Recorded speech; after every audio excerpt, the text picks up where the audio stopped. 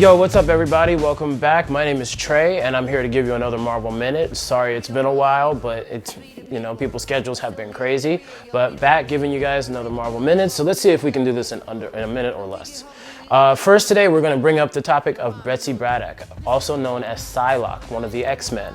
Betsy was born into British wealth. She's the twin sister of Captain Britain of London Town. She actually made her debut as a supporting character in Captain Britain and became Captain Britain herself for a while before Slaymaster actually took both of her eyes in battle. She was blinded for a while and was only really able to get around due to her telepathic powers. She was actually captured and brought to the Mojoverse, where Mojo gave her a set of bionic eyes where she could see perfectly fine, but they were also cameras to his dimension to film everything that she saw. She later becomes an X-Men after the Mutant Massacre, where she was a supporting character helping out the X-Men, where she actually battled Sabretooth, helping to keep him from killing any more of the Morlocks that were in the X-Men mansion before the X-Men could actually get back, before Wolverines jumped into the fight to handle Sabretooth. After that, she was in the Fall of the Mutant storyline as a core member of the X-Men.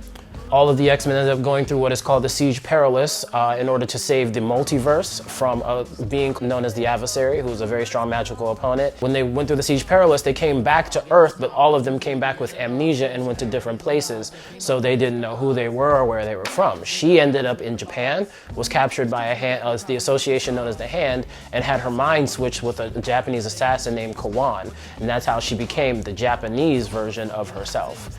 She ended up back with the X-Men and ended up on the blue team.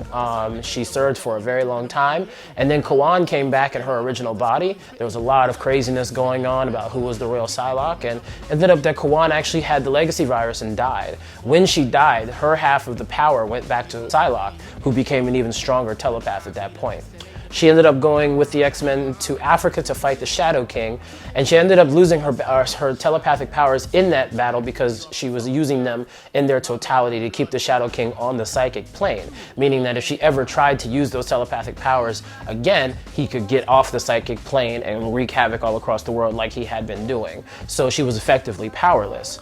Shortly after that, she actually gains the power of telekinesis and has to learn how to use that for a while, but becomes very proficient in it, being able to create not only telekinetic blades, but also samurai swords, whips, chains, grappling hooks, all types of other stuff. Once she gains her telekinesis, she has that for a long time, and then she ends up gaining her telepathic powers again, becoming a really phenomenal force among the X-Men, and she's been a long-standing member of the team ever since.